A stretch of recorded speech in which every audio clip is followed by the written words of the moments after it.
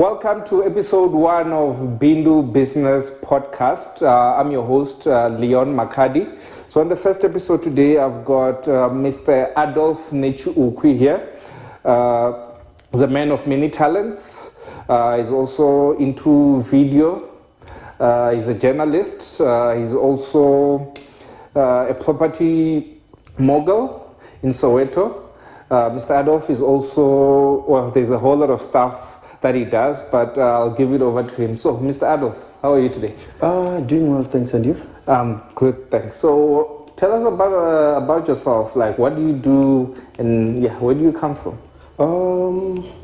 My name is Adolf. Many knows me as Ndiwo. Some call me Netsh. I was born and bred in Kakango. It's a small village which is 25 kilometers away from Thohoyandou.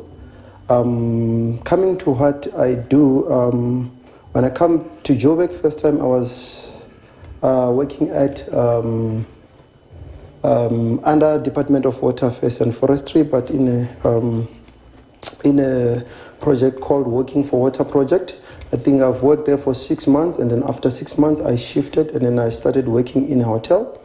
And in the hotel I was employed as a garden boy for about 2 to 3 months. How old were you? I think I was at an early 19. I think it's garden man by then. Yes, yeah. So I've worked for about 2 to 3 months, but I was not interested being a garden boy by then, because I was looking for something that will give me a challenge. And then I approached my boss and then asking them if there's something that they can give, maybe which will also help me to impart my knowledge in some other areas in the hotel. However, there was no space for me. And then I worked for the first week, and then the week after, I decided to quit. I had a small camera, yes, and then I decided to quit, and then I became a street photographer. They then called me back again into the hotel to say, you know what, you can come back, we'll look for something else for you. And then that's when I became a scullery, and then I worked as scullery, and then so I've worked in many divisions in the hotel. So I didn't have a specific role where I would say I'm a scullery. I would work in the bar, I would work in the kitchen. So they kept on shifting me around the hotel. And then I've worked in a hotel for about 1 year and 6 months. I decided to quit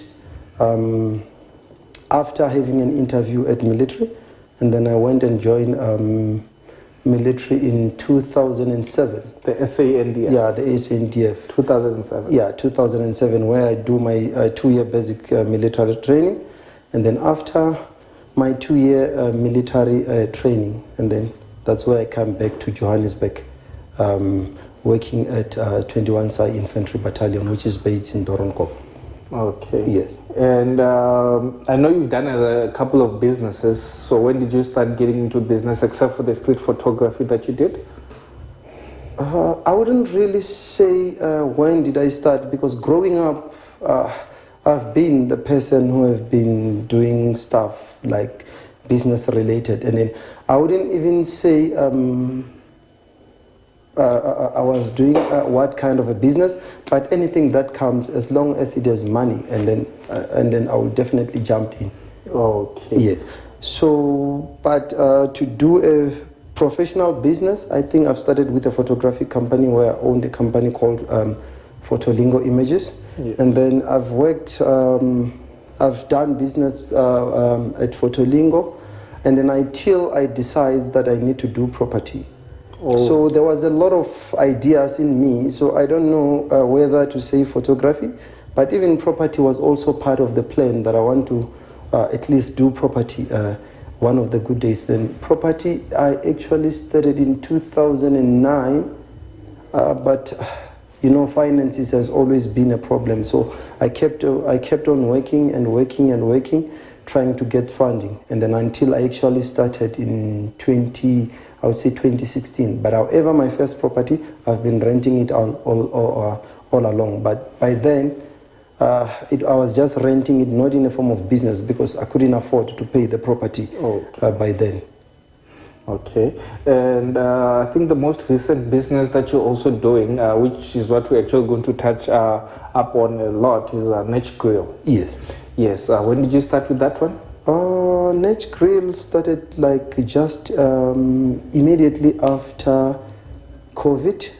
That's where we have actioned it, because my wife lost a job, and then I thought maybe it would maybe that would be the business which will quickly pick up. However, the idea was always there, of which I was supposed to start somewhere in 2018, 2019, but I didn't do anything about it based on the capacity, because my focus was mainly into property, but not into Netsh Grill. Wasn't that a challenging time, considering that businesses were closing during COVID? Well, we're still in lockdown now, but wasn't it a bit of a challenge, considering the lockdown regulations and everything that was happening? It was a challenge because who were you going to sell to? But what we did, we kept on practicing different recipes during COVID while we were not doing anything, sitting at home. So it was me and this other guy. Then we would keep on trying different recipes. So basically, I would say during COVID, we were just busy trying to get the receipts and stuff as to, okay, what can we do? As soon as the country opens, and then this is what we'll start selling. This is what we'll start doing into the business. Okay. And how has the reception been in the community? Because I understand Netsh Grill is more of a shisanyama, right? Yes. So I know there's a bit of competition there. There are informal traders as well who are doing the same thing. Yes. So how has that affected your business? It has affected our business because, okay, we just, at first when we start, we're just using a braai stand. So we didn't have much of resources, because remember, in order for you to get a proper setup, you need money to buy like the proper setup. Whereas some of the guys, they've been selling around the area and they are known. Yes. You are just a new person who is starting something new also in the area. And then so it will be difficult for people just to come and support you, because people will just come and pass, and then would normally sell maybe less than 10 chickens a day, of which it was a challenge. Remember, money has been used there. I mean, for buying stock, charcoals and other stuff. The person who is working, you must still pay the person. So how do you pay a person while you're selling maybe 3 or 4 chickens a day? It becomes a challenge. So at the end of the day, you as the owner, you become an all-rounder. You have to finance the business, even if the business is not making money. You need to make sure that the person who is working, he gets his money. Whether the business is not making money or yes. So that has been a challenge, because from that point, sometimes you will even realize that it's better to close the business and think of something else. But you didn't close the business. No, Why you didn't not? close the business. You know, as a visionary, as a person who have a vision, you need to understand from the ground roots, each and everything that you start, you won't get a response immediately. So people must get to know you. People must get to know the business. People must come and taste the product that you're selling. At the end of the day, you don't demand support from the people. And the people must come and test your product, and then your product. Yes. It must be the one which calls people to the business. But because you can realize, if you're selling something whereby the taste, it doesn't satisfy the client, so you can't expect someone on the next day to still come and buy the same product. Definitely. So you need to make sure that your product is good to whoever that you're selling to. Yes. So you mentioned you were selling about 10 chickens in the beginning. Less than 10 chickens. Less than 10 yes. chickens. So now it's actually March 2022. How many chickens a day are you selling? Okay, depending, it depends. Yes. So, you know, you have got your good days, you've got your bad days. But remember, month end and stuff, that's where you pick up. Yes. So between the 10th and between the 10th and the 20th, the business, it's low, it's just normal. But, you know, so people will get paid on the 15th, they don't yes, buy chickens. I don't know. Maybe there are not so many. Yeah. But yeah, you know, you can't even actually have a balance of it, because sometimes it happens the whole month. But on a good day, how many chickens would you sell? On a good day, you can sell 100 for now, as we still. That's an improvement compared to less than 10 in the beginning. Yes. So what changes did you have to do to move from 10 to where you are now? I mean, I think business has picked up now. Yes. So what changes did you do? Was it marketing? What would you say worked for you? Okay, I know like a lot of people in the area, especially people who will be looking for places to rent, looking for houses and stuff, as I deal with property. So the very same people in the properties, they become Netsh Grill clients, and then the other clients, they become the students who are residing at Netsh Grill. So this is how maybe we've been trying to get the market, and then until we decide to start doing deliveries around the area, as some of the people who are selling, they're not doing deliveries. So people will just phone us, will just call, and then make their order, and then we'll deliver. Still, remember, for delivering petrol, it's expensive. Yes. You don't make a lot of money. But at that stage, it was not a matter of making money. It was just a time for us to introduce ourselves to the people. And then the response, it has been good. I think we just turned a year on the 1st of March. Oh, yes. Okay. Congratulations. Yes. Okay. And considering where you are now, where do you want to see the business, Netsh Grill in particular, in the next 2 years or so? In the next 2 years? Okay. Yes. Or 5 years or... Yeah, okay. Like what we're trying to do from where we started until today, we only have the main goal, where we want to see ourselves, how can I put this? Okay, we're trying to bring an upmarket kind of a setup into the location. However, bringing the upmarket setup into the location, it's not going to have an impact on the price, on our prices. But the main idea for us is to bring the upmarket. People, they live, who stayed in around the area, they move and go to the upmarket areas, but we can bring those upmarket kind of a setup into the location. So this is where we want to see ourselves in the near future. I can't really say in the next 2 years, in the next 5 years. It will depend. If the business grows faster, yes, maybe we will be able to initiate it maybe earlier than 5 years. Oh, perfect.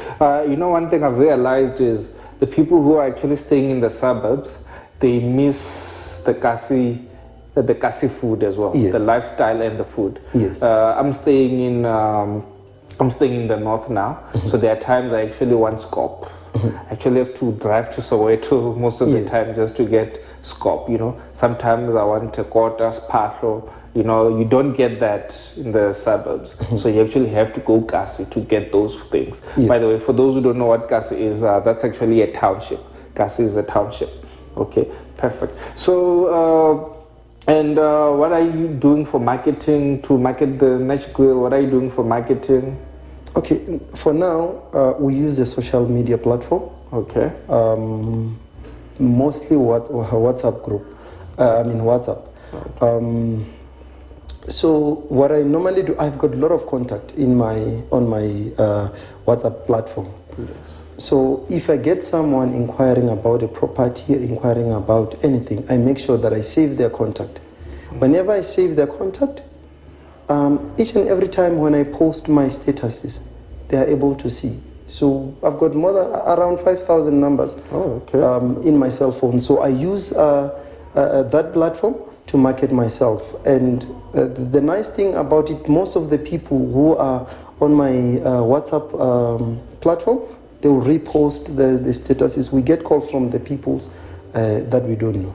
as well. Okay, perfect. Because I've actually posted your status as well. Yes. And someone was actually asking me about the place. Yes. So something that might actually help you as well, when Bindu launches the app, so you'll actually be able to actually post your, you'll be able to post your business there, Netsh Grill, and you'll be able to actually maybe post the menu.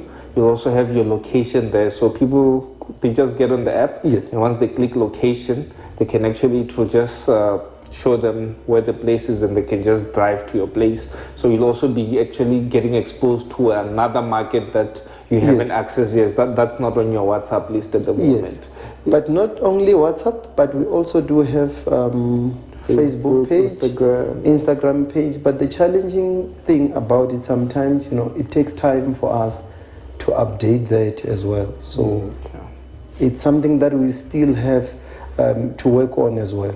Okay, now hopefully the app will be a solution for that. Definitely, it must be a solution. Perfect. Yes. So you mentioned your wife lost her job last year, right? That was not last year. Before last? I think it was a year before last. So how does that change the dynamic of the relationship, you being a family man and also being a businessman? How do you actually manage the two? What are the challenges that are faced there? Okay, remember Netsh Grill was not there by the time when she lost her job. The only thing which was there, it was Netsh Property, which is the property company that we run. So Netsh Grill was not existing. So as for Netsh Properties, it doesn't. Okay, I wouldn't say I had much challenges because already it was something which was in place, and then it doesn't come as an extra effort to me because property becomes it's a passion to me. So I don't have to take extra effort for that. So yes, but coming to Netsh Grill, I was still new as well in the hospitality industry, if I might put it. So you get to that's a lot of challenges because you lose money. The wife is waiting for money at home. You come today to the site. Maybe you work 2,000, 3,000 rand. For someone who doesn't understand how the business flows, 2,000 rand for them it's a lot of money. But actually, you find that it's not a lot because there's a stock, there's whatever. So it's something that she didn't understand at the time. That that money, even if you can sell 2,000 rand, it doesn't mean that you have. The money is enough for the business. Yes. So the only challenge that I had was you spend long hours away because you are on the side, and then so it means you wake up in the morning, try to make sure that everything runs smooth. Yes. And then at the end of the day, I'm still working. So it means whatever that needs to happen to the business side, I need to make sure that it's prepared. Maybe for the whole week. Being it Saturday, I make my preparation over Saturdays and stuff. And then it means for the whole week, the business needs to run smooth. Okay, perfect. You just mentioned that you also have a 9-to-5. So how do you manage being an employee somewhere and still managing your business on the side? How was that? Starting Netsh Grill while you have to be at work as well? That has never been a challenge to me because, there was someone who was hands-on, like every day. So, the guy that I've started with him, it's someone who understood my vision. It's something that we have been busy planning around, and then it's someone that even when I was away, I was certain that everything will run smooth. So I never had to stress much while I'm at work because there was someone who was busy looking after the business. So you had to trust that person, I guess. Yeah, I've spent a lot of time with him. I spent most of the time with him. He understood my vision. I understand him. So it's someone that I can trust. It's someone that I had to rely on. And having to trust someone, it's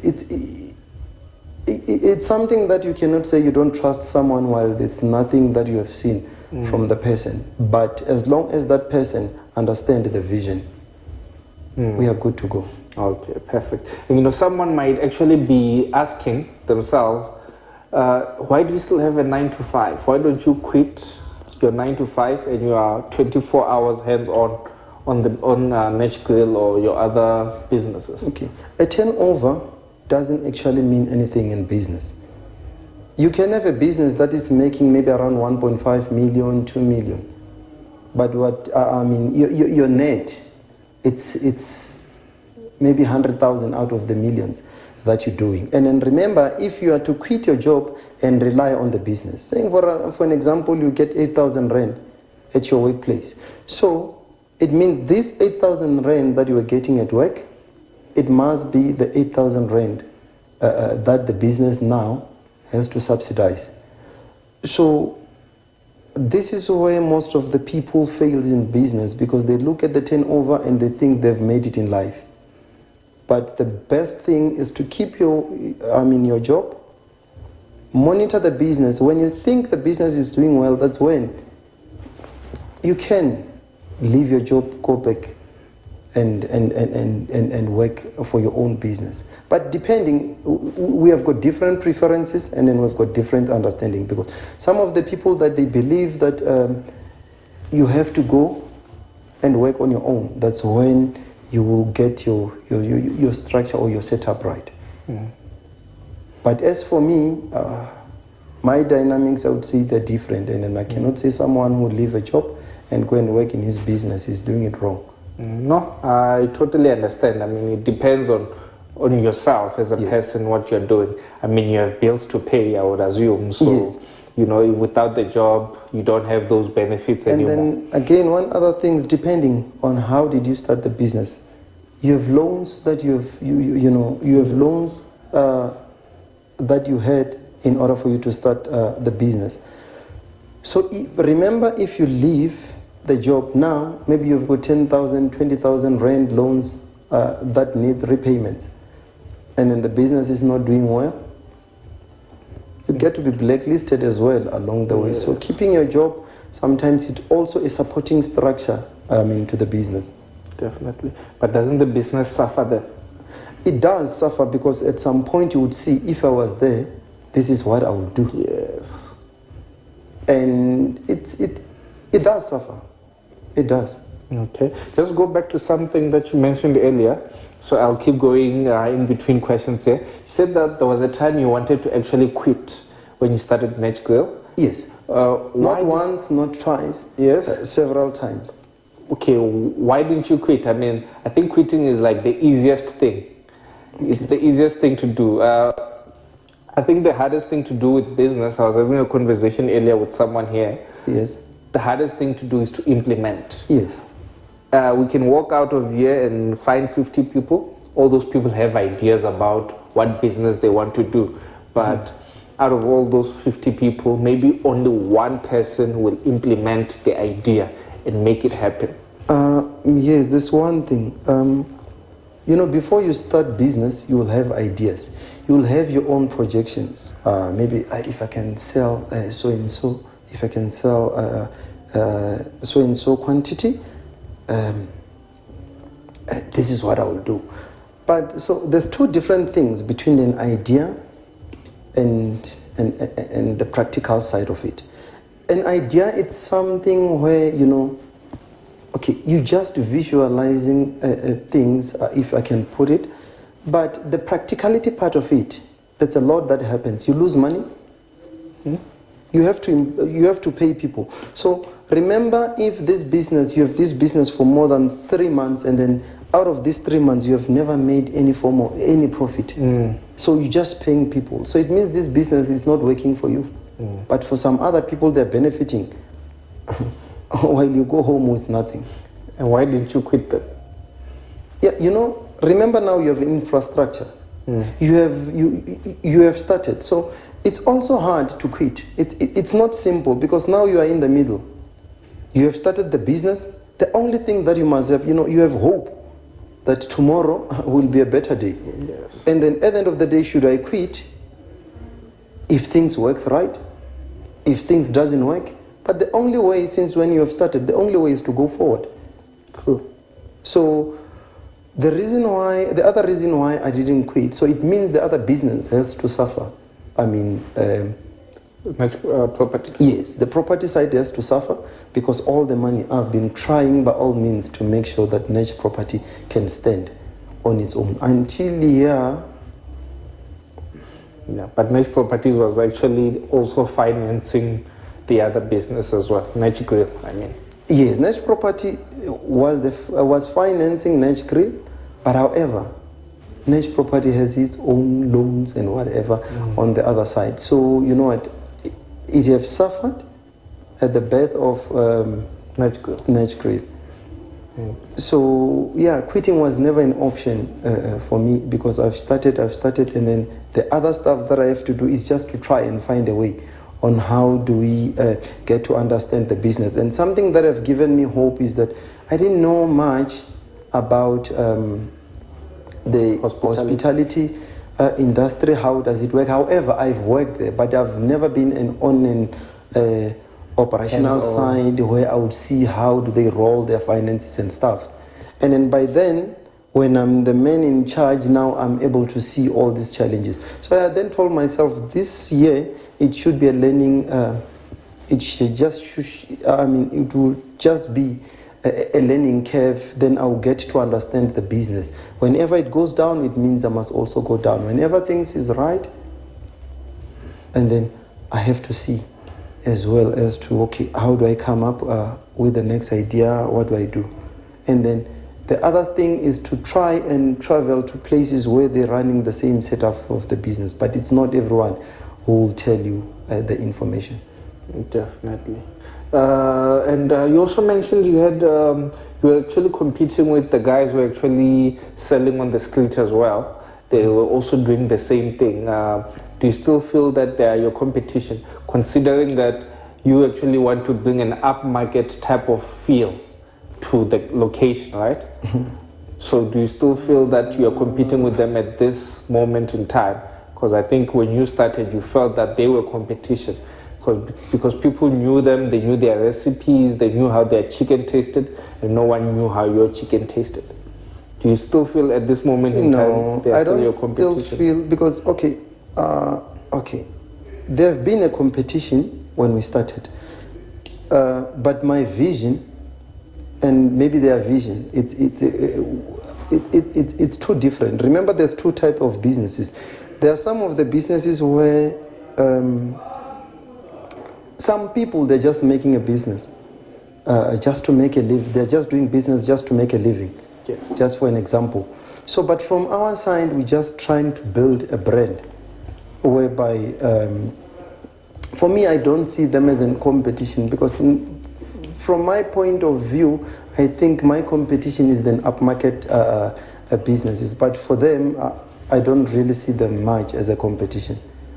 However, they can still, it can still be a competition in the sense that should the quality of our food, the food that we serve drops, still people will still go back to the same type of a setup. Okay, perfect. Just also touch back on something that you also mentioned. I think when your wife lost her job, you also had kids, right? Were they born at that moment? And being the head of the family, I'm asking this to actually touch on mental health. How was that stress on you, having to provide for the family, managing the business as well? Were you able to cope with that, having thoughts about quitting? I mean, how was that time for you? How was it for you? How was your mental health in that state? Yeah, it was quite challenging, and it was, Is the question too personal? No, it's not too personal, but I'm just trying to get the context on how can I put it. Because remember, if you're a family, so we all had contribution, so remember, if she had loans, she did stuff that we need to pay. So there was just so much. So it means now as a standalone, trying to pick up the business, and in the business, it's still relying on your pocket as well. So it was tough, because you need to get everything paid, the bills and stuff, they need to be paid. So also the business has to suffer. Yes. Because at the end of the day, it's not, if the business is not doing well, and remember it was COVID, and back then, by then, we were doing student accommodation. Some of the students, they will move out from the residence, they'll stay at home. Yes. You are only left with few students, and then so it means it's a loss of income as well on the other side. Yes. So would you say that was the most challenging time for you? Yeah, it was challenging, but you know what? It didn't last long, and then until she get her job back, and then we then had to recover from that. Okay. And someone might also ask, why do you put yourself through this? You have a 9-to-5 job, so that pays you, but why do you still do business? Why do you still hustle? Why? You can just get your salary and you sort it. Why do you have why do you have to work hard? Why do you have to have this business on the side? Being an entrepreneur, it's like a calling. It's not something that you wake up and say, I want to be an entrepreneur. Okay, however, it's something that, it comes naturally. I don't know to some of the people, but to me, I think it's something that comes naturally. And then remember, if I don't work, where will I get the money to finance the business? Getting money to finance the business, it's difficult.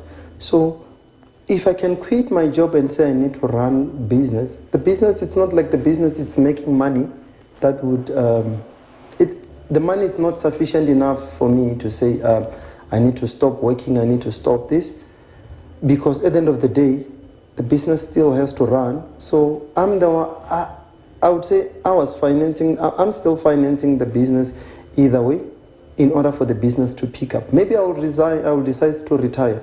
I don't know when, but in the near future, I can say. Okay, perfect. I'm sure you have associates and friends who are also doing business. So what would you say are some of the challenges that are facing black entrepreneurs? Let's just say Vonani wants to start a business. What do you think are the main challenges in the location that people are facing?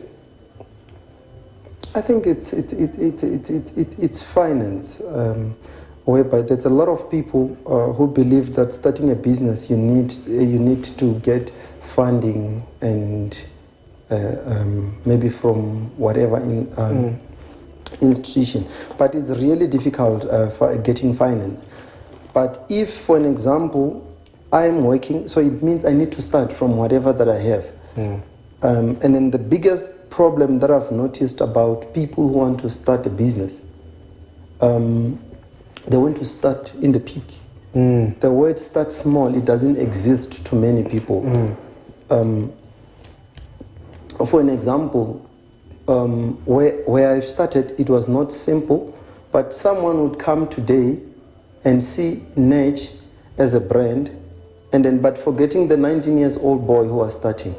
So I think we need to learn to start small in business, and then until you need to learn to start small and grow with the business. You get to learn a lot of stuff around the business, because you can't expect to be like Nando's today, because if you think of being like Nando's today, you need to have a reputation that you build before you get to that point. Definitely. I was actually having the same conversation with someone here, speaking that people need finance to start their business. But then I was telling him that, you know what, you don't actually, no one is just going to come and be like, okay, this is what you want to do, then here's the money here's the funding. So if you want to have your own ZZ2, you start by planting small little tomatoes in your backyard, You start small. I think that's what I was also saying, the same point I was saying that, start with the little that you have, then you start building from the little that you have. You don't just start at the peak, you start at the bottom. Yes, exactly, because everyone has an idea of whatever business they want to start, and they believe in their idea, that the idea will work. But the institution, the finance side, They won't just take your idea and give you money, because there's two different things. Business plan and the practical part of things is two different. Because a business plan is actually just a paper. I would just say it's just a motivation for someone maybe who need finance to a certain institution. Mm-hmm. But in reality, business plan sometimes it doesn't work. Okay, I don't know. Maybe in my space, I don't think business plan it works, because you get to face the challenges whereby whatever that you have stipulated in a business plan, but in reality it doesn't exist. So that's much more challenges in practical than on a theoretical part. A lot of people, they study about business, it's just a theoretical part, but the challenges of the business, it also has to do with the mental aspect of it. Yeah, mental aspect of it, because you just know business. That no, I've studied about business. If I want to start business, these are my goals. And goals and the reality is two different things. You will establish the business and things doesn't work the way how it's projected on the paper. Then you quit. Yes, then you quit. So it means you have failed. So that is why I say this thing, people need to learn to start small, and then you need to get to understand the type of business that you are going to. Somehow, like myself, when we start Netsh Grill, I didn't have much of an idea, and it's really difficult to start a business where you don't have a mentor. You have to figure things on your own. There's no one who is leading you. There's no one who is showing you a way on how do we do this. And then you get to employ some of the people who doesn't even understand your vision. People, who is not even aligned with where you want to go. So at the end of the day, yes, they are there. They're at work, they get their salaries and they go. At the end of the day, so you're the one who is suffering, because you're paying people, the business is not making money. At the end of the day, you have to search yourself, make sure that the business still, it's still running. So for someone who wants to start, start small. So get to understand the business before you become big. True. You know what? You did mention something that I actually do agree with, that entrepreneurship, it's a calling, right? Yes. It's a calling. I do believe that as well. But with the high unemployment rate that we have in South Africa, I believe that business is actually the way forward. More businesses can actually employ people. The government doesn't employ people. It just creates an environment, a favorable environment for entrepreneurs and investment. So on that point is, how do you think government can actually make it easy or help people get into business? Let's just say someone maybe is not business minded, but maybe they want to get into business. So what do you think can be done, not just by government, but by entrepreneurs or leaders or people in society? What do you think we can do to make people get into entrepreneurship? In the society? Yes. Okay. Maybe you can try to rephrase your question. Okay. What can we do? Government, us, you and me, people who are watching this, but I'm actually talking about in the South African context, since we have a high unemployment. But what do you think that we can do to make people get into entrepreneurship? How can we help people get into business, start business or expand businesses? What do you think are the things that have to happen? Yeah, but I would say maybe expanding businesses, that one, maybe that's where I can jump in, because it's okay. Getting someone to start a business, also, that person must also be someone who is also willing to start a business. Why I'm saying this? I've seen a lot of people. They've got ideas. They've got, I met a lot of youngsters who want to start business. I met a lot of people who want to be in business. But even if you can give someone a support, who is, who doesn't have an entrepreneur mindset. It's still difficult, but maybe if putting in like maybe some institution around, maybe like in the location, because I always hear people talking about township economy, but most of the people who preach township economies, they've never been in the in the township. In the township. Yeah. So maybe if they can have maybe some sort of skills development, developing youngsters, but I don't know. Okay. No. How maybe that will be. I mean, how the setup will be like. Okay. Maybe just to give you what I think about that, I think entrepreneurship should be taught from a young age. I'm talking about still in school. Yes. You've got how old are your kids now? They're turning 3. Yeah. So imagine you start teaching them at that age, whether they're 4, 5. They start selling sweets, something small, but just to get them in the mindset. I just think that's... Yes. I think, yes, that way it would work, because having to instill that mindset from the youngster while they're still growing, it's simple than to get a grown-up man now to get to start business, because it's very difficult for those. Yes. Because, most of them already, they are on their recovery stage. But one other thing that I've noticed is when we were growing up, we were never taught anything about money. The only thing that we were taught, it was to work for money, but not the money working for us.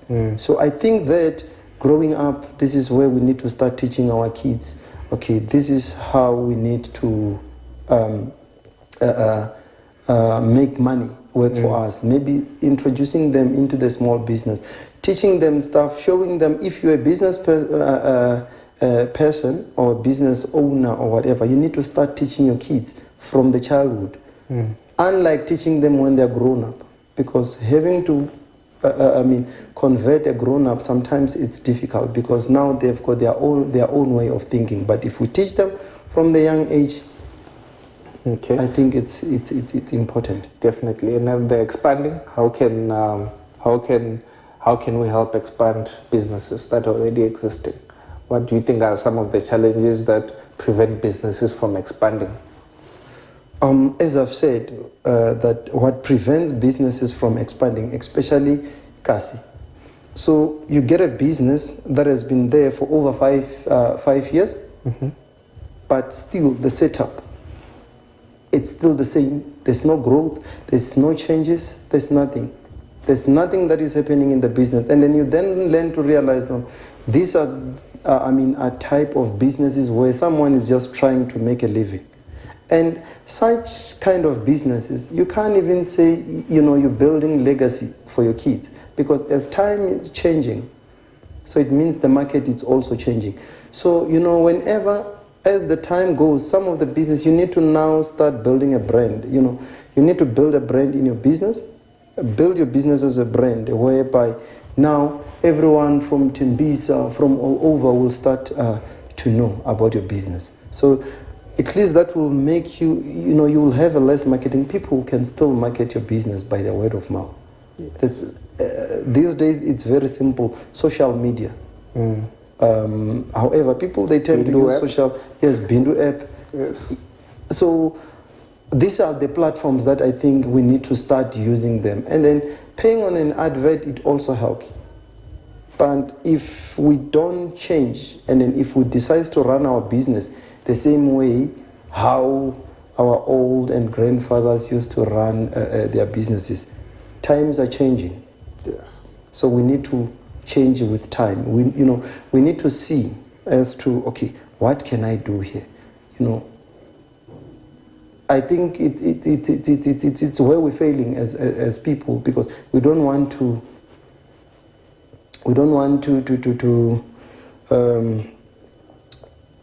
put money in business, because remember, if you talk of an advert, so it means it's money. Yes. So putting adverts, trying maybe you see hosting some events and stuff. So it's actually good for your marketing. as well. Yes, perfect. So you mentioned about money, making money work for us. What's the worst money mistake that you've ever done? What's the in your business? Is there any money mistakes that you've ever done? Yeah, I made loans a couple of times trying with a plan of starting a business, but I never. I didn't even use that money for business. You only find out that I've used money for different reasons. As I've indicated, somewhere, somehow, you don't have a mentor. You don't have, someone who is leading the way. So you go to the bank and they give you 100,000. You've never had 100,000 in your, on your hand. So should we call I blew it? No, not to feature really. you. I've never been into that point where I would say I messed up a lot. I was always focused though, but even if you're focused, there are, slightly mistakes that you do along the way. There are some of the business, I've tried so many businesses, some of them they failed. Some of them, whenever I was not also consistent as well. But because whatever that I was trying to do, I was trying to get money from many different businesses in order to start a property business. But so that was the challenge, because some of the businesses, I didn't do them to with a vision that I need to make this business grow. I would just check, okay, this is making money, this is quick cash, this is quick cash, and then whatever money that I get, I divert it into property, because property is where I wanted to be. Netsh Grill, now I've discovered the Netsh Grill side, and then this is the other portion that I want to. Okay. And what lessons have you learned having started Fotolingo, Netsh Properties and Netsh Grill? What lessons have you learned that, let's say I'm coming to you and I want to start a business. What are the lessons that you would teach me? What are the most important things that you would teach me as a young person who wants to get into business? Don't be too excited about the turnover, because the turnover in business doesn't mean anything. In most cases where we fail, when you start business, remember you will have the idea. Sometimes the idea immediately, it just goes to the peak. And then you will think that you have made it. At the end of the day, a business is like a graph. It goes down someone, it will be low in the middle. At some point, it will be on, it will be on the zero. It will be, you will sometimes go back to the starting point. So what I will tell someone who wants to start business, if you discover, the business that you want to do, you need to learn, to be patient with it. Don't be too excited about the turnover. Keep reinvesting into your business. Keep reinvesting in order for you,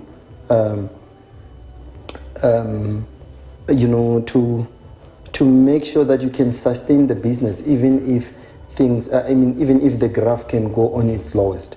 Because most of the people will get too excited about the turnover, and then you think now you can afford driving Mercedes-Benz, you can afford driving V-classes. Yes, you will qualify, but at the end of the day, the business side is going to suffer.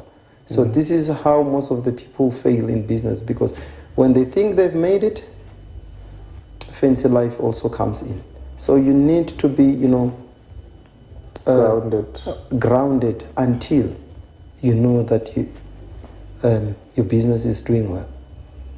Okay, perfect. You mentioned that when you began, you didn't have mentorship. So have you mentored anyone? Many. I cannot just mention names, but most of the people who come to, who came into my life, friends and many, yes. I can mention a lot. So it's not 10, it's not less than 5, it's not less than 10. So that's many people that I've mentored, and yes, the business are doing well. Okay, that's great stuff. The Netsh Properties, you actually specializing in what is this thing called? Student accommodation, right? Yes. So I understand in COVID, that's when it was on its lowest. Yeah, because students were studying from home, Yes. so they didn't actually have to come and stay with you. Yes. Yes. So I know property is actually your most favorite business, unless things have changed now. It Okay. it is. Okay. It is. Okay. What would you advise someone who wants to actually get into property? Because one thing is when someone has money, let's just say people have a lump sum, or people are like, okay, I just won the lottery or whatever, or I want to start a business. People are just told to actually go buy property. And so they'll just say, go buy property. They don't tell you where to go buy it. They don't tell you how it should be, how many rooms it should be. They don't tell you about levies. They don't tell you about all these other costs that come with the property. So what advice would you give to someone who wants to go and start a property business? So for someone who wants to start property business, so it means they need to identify the area, or they need to start doing a market research about the area. You cannot just go and build somewhere where you don't even know the market, and then who are your target market into the area. Because yes, you can have a lot of money, and then you can go and build a million kind of a house, but still it doesn't generate anything for you. And then before you start building, you need to check how much do I want from whatever that I'm going to build, and then how do you get to that. So it means you need to check the area as to, okay, how much are their rentals, how much the distance of the malls.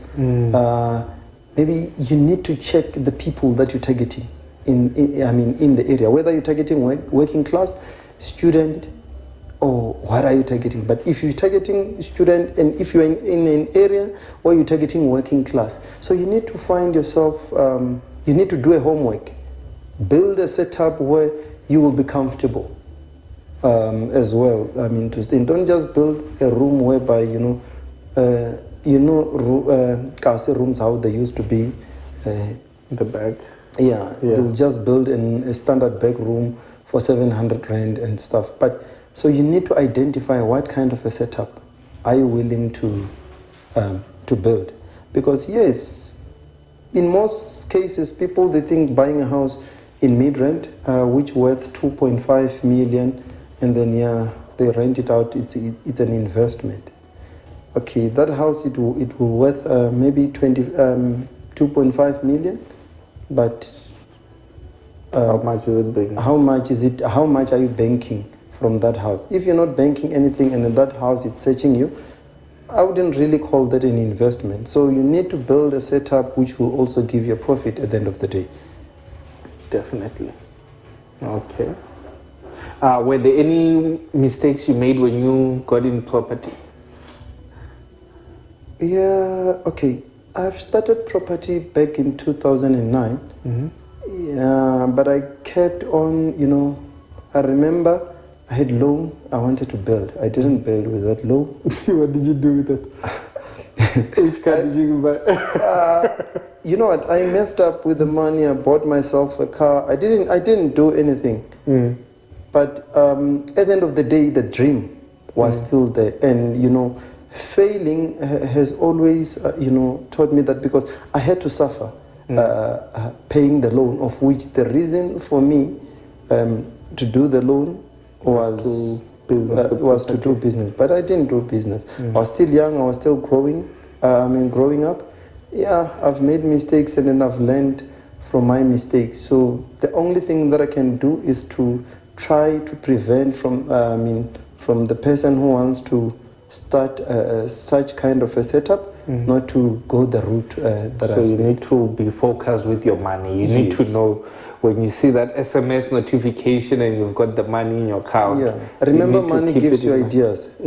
Yeah, the moment you get that notification, the ideas will be planted in your head. Yes, funny enough, before people have money, they're saying, when I get money, I'm going to do this and this and this business. Yeah, but once the money is inside the bank account, it's like all those ideas are gone. Yeah, you'll always have ideas. When you're broke, you have enough time to plan.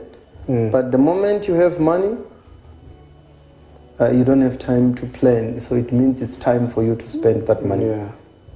Which I think is actually a challenge that a lot of people are getting into. I mean, everyone has a plan. I believe everyone has a plan. They have something that they want to do, a business idea or something, but people don't end up doing that when they get the opportunity to do it. That's true.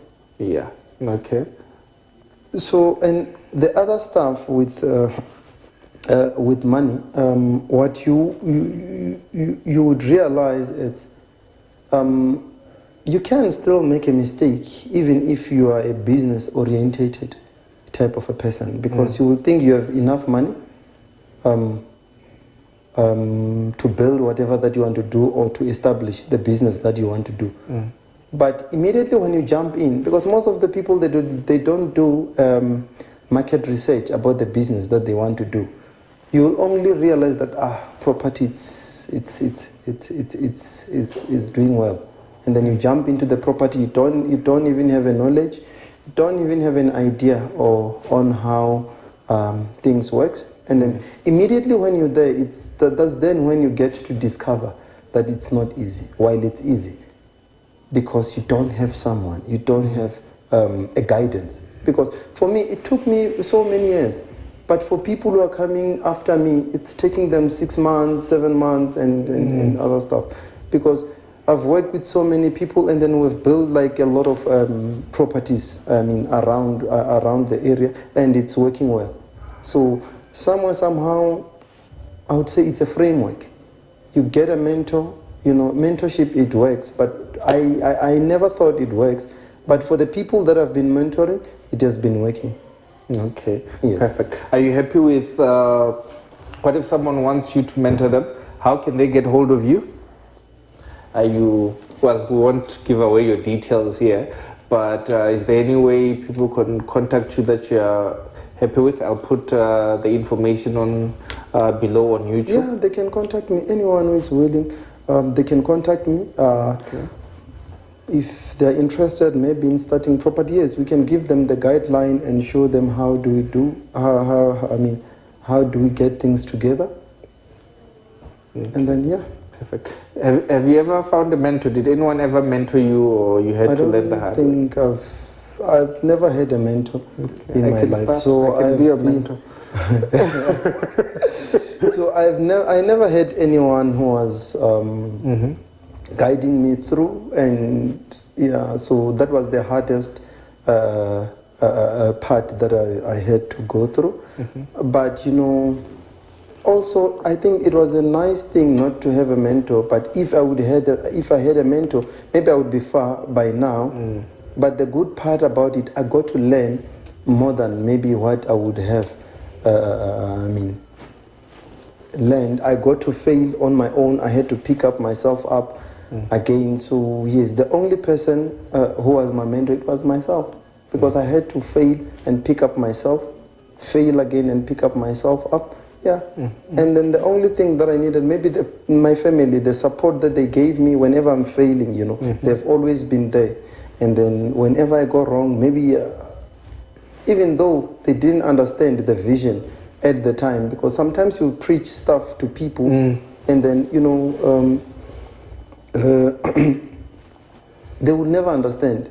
It's more like if someone will tell you that property, it doesn't understand property. Because I remember I've once met someone who was working at the bank. So we've been busy talking about property. I was like, no man, it's a long-term investment. Yes, many say it's a long-term investment, but depending on how do you roll,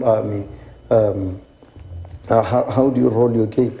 So I would say for me, it's not a long-term investment, because we are still be able to build and still make a profit from the word go, and still make the property have to pay, its own bills and other stuff. On family, when you started off in 2009,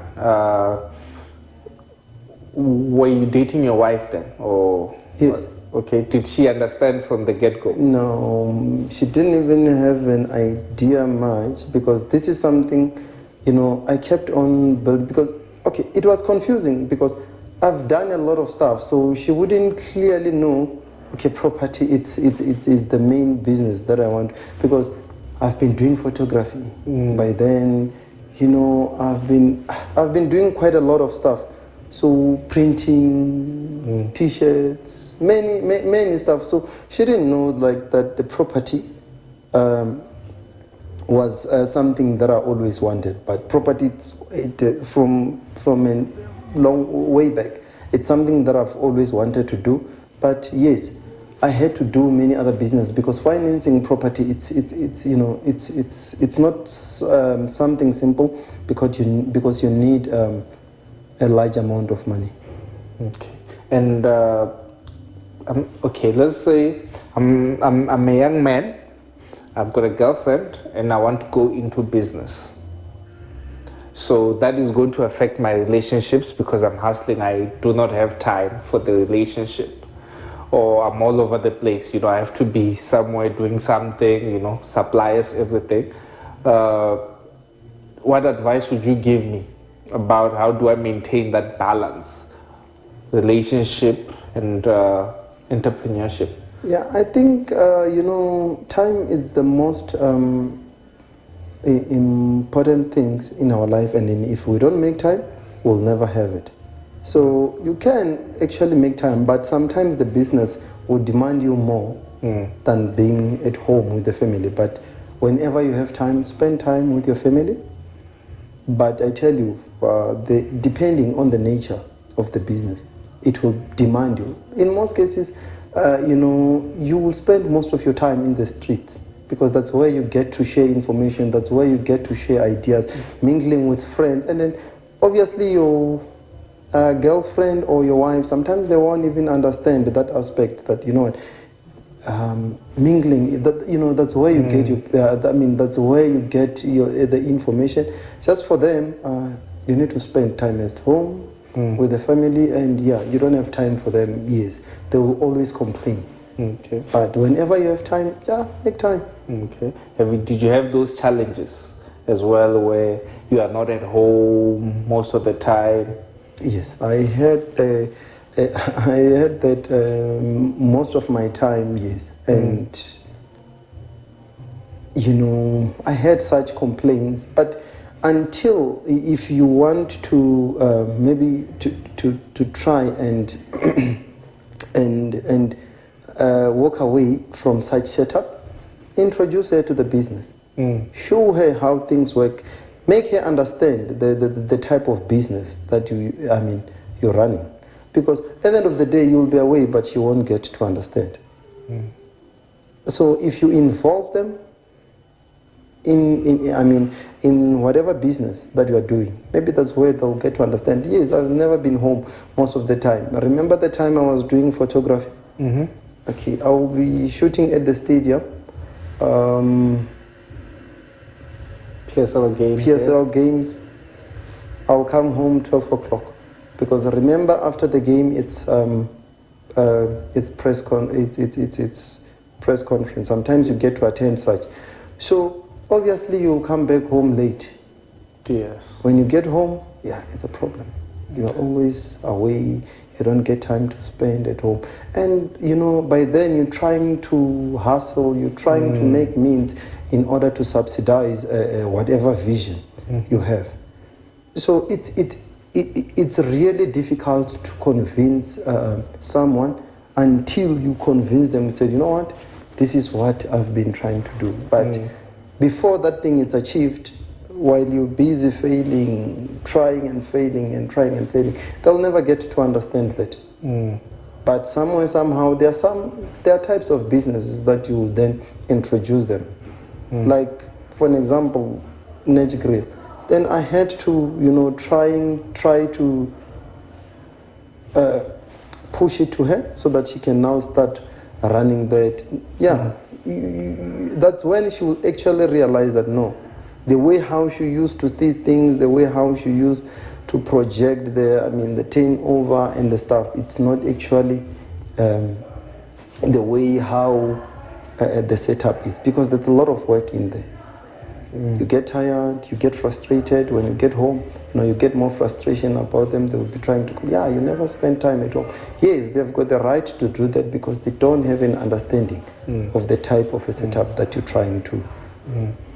Talking about introducing your wife to the business, is it at a point where if you are not available, you can hand her the business and she'll be able to manage it? Let's just say you are not around for a month or a week, would she be able to manage that business? Because one thing that we see with businesses with Africans, I'm not going to generalize, but some of them, once the founder or the main person who was in charge is no longer there, the business crumbles. Yeah. Our businesses are not generational, some of them. So this is something that we keep on talking about, because this is, this is the topic that I try, to have every time when I'm at home, that, you know what, one day I won't be available, and my fear is, will you still be able to run with this? Because remember, if you're a visionary, you're the only person who have an idea. You don't need a plan. If you're a visionary, you don't even have to write a business plan. You don't need any form of proposal, because you have ideas.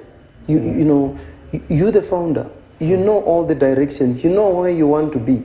But introducing her to the business, you're trying to uplift. Remember, you have kids. So if you want your business to be generational, so it means if you wake up maybe on the next day that, okay, you don't, you know more. The people who are remaining, they must be able to run the business, even if you are no longer there. So this is something, my reason for introducing her, it's me trying, to uplift her, trying to build, a generational a business. Yes. So the vision, it shouldn't just end with me, but you know what, I'm trying to spread the vision in the family. Does that mean the kids as well? Definitely. Okay, so what are you doing to introduce them to the business, or maybe, to foster that business mindset? I think for them, for now, they're still young, but as they grow,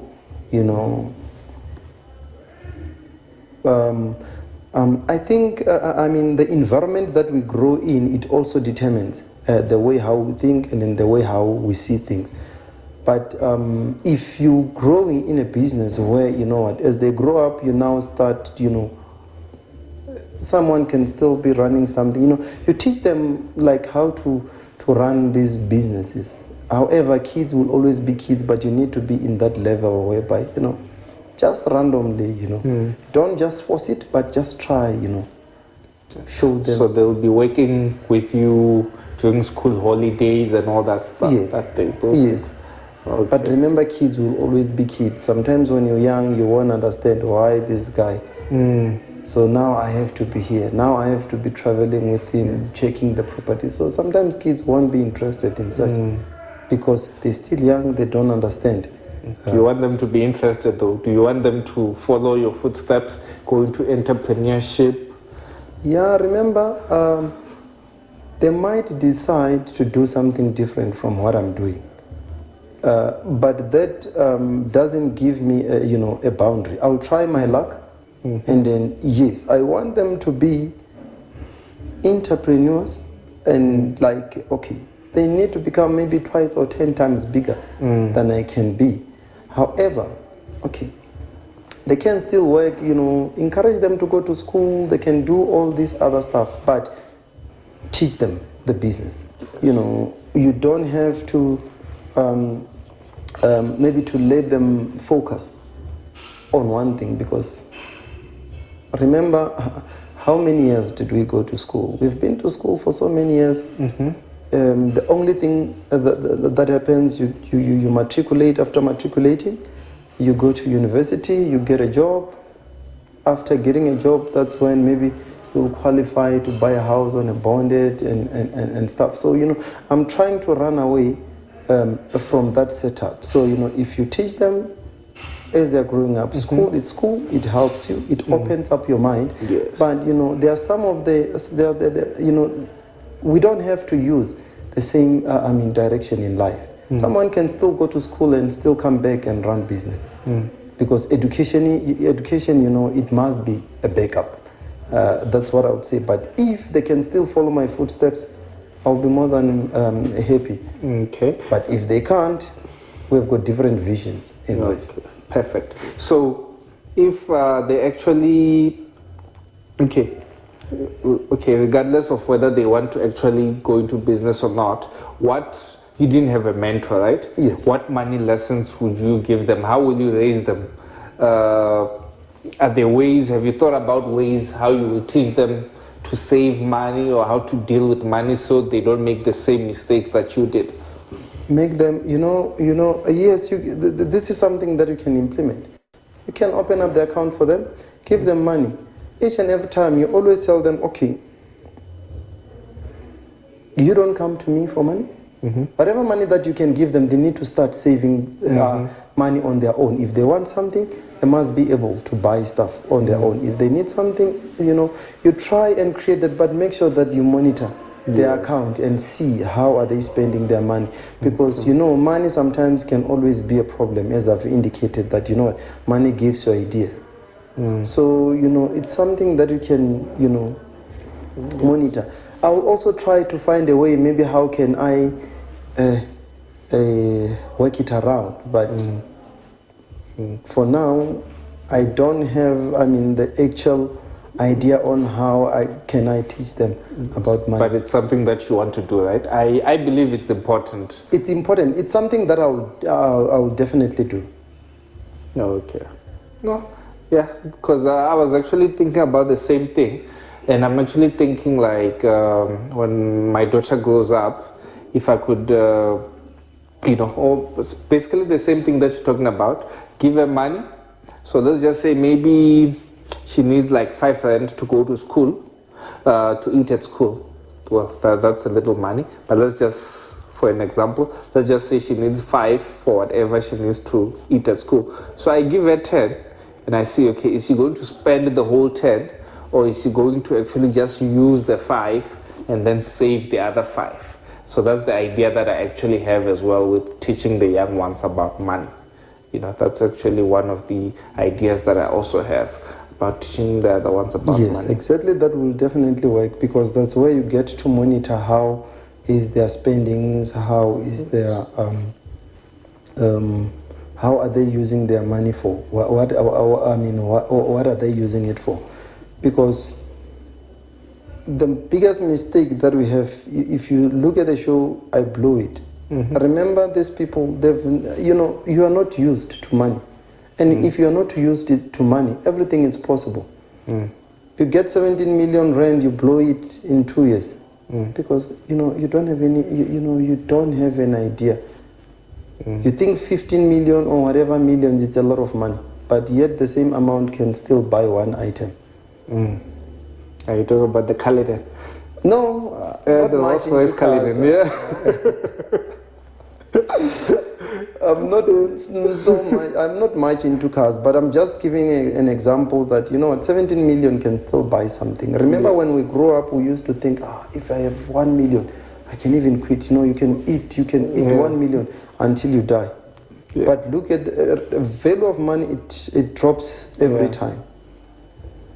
If you look at people who bought properties long back, 92, they're paying 700 rand on their bond. But you go and buy the very same property, you pay 7,000 rand today. So that is why you see, money, we need financial education as black people. And then this is where most of us are failing. We are not used to to that. And did you have to teach yourself about financial management via making mistakes? Because I believe the thing with money is sometimes you need to make mistakes first, so you can look back and go like, I shouldn't have done that and that. I've made a lot of mistakes, I can tell you, and then I've learned, I get to discover things on my own. I got blacklisted at some point, I messed up in life, financially. What were you doing, Adolf? you don't get to see. Remember, some of the times you get to be into debt. Sometimes you're unable to pay that. But if they say, no, can we give you 5,000 rand loan? Yes. Can I give you this? Yes. Or just because you qualify. Because you qualify. But what are you doing with that money at that point? It's something that, because, you just want to see money into your account. And then, that's where we fail. And then, so this is the very same mistake that, we need to teach the young ones. Not to go the same route. Because, you learn the difficult way. And then, should you allow that to happen, so it means it will be a generational...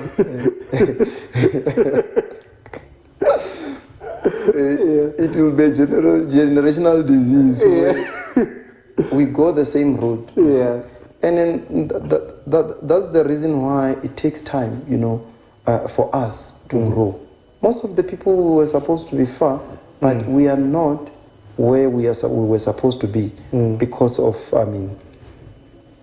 the very same problem of not having a mentor. You need someone who have traveled the journey.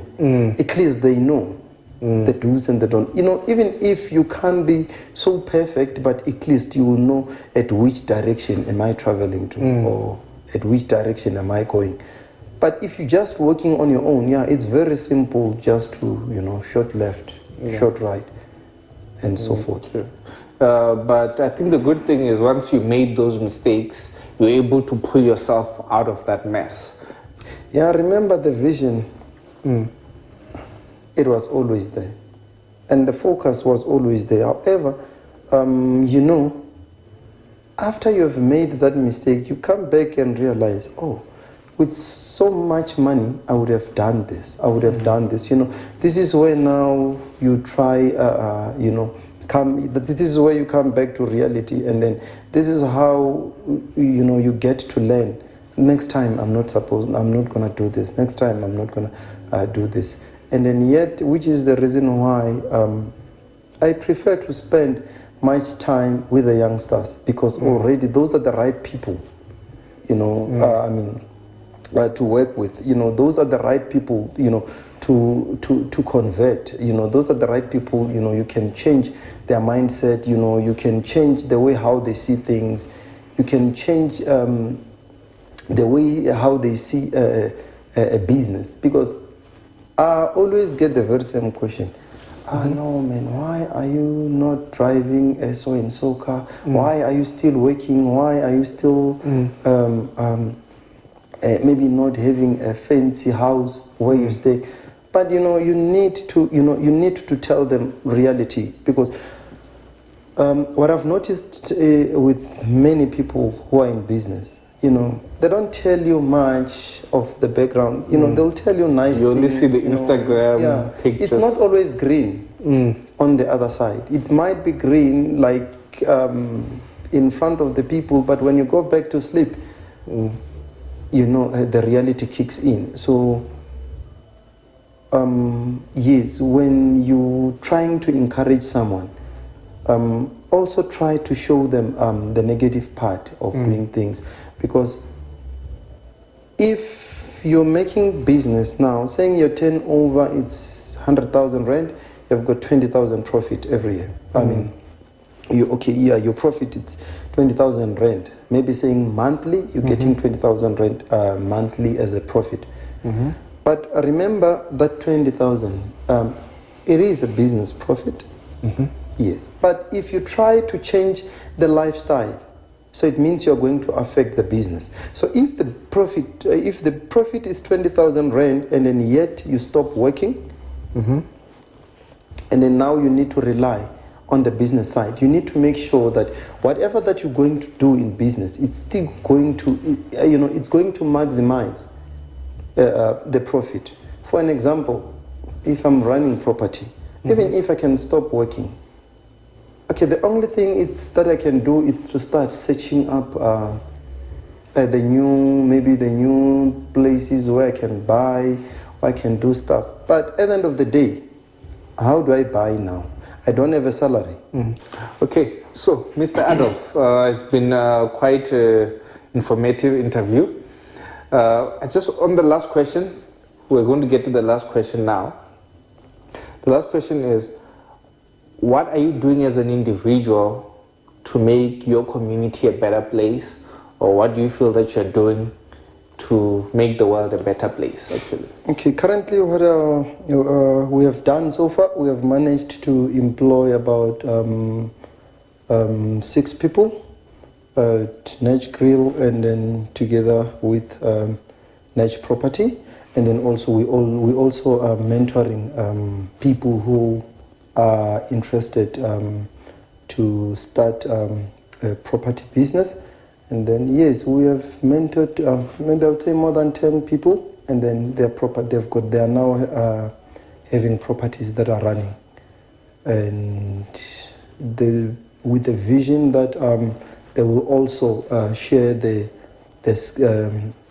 knowledge with everyone who is also willing to venture into property.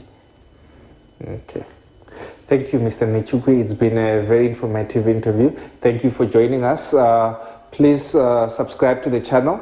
I'll have his details below, social media links to his to Netsh Grill, and also how to contact him if you want information. Thanks for watching. See you next time. Got it.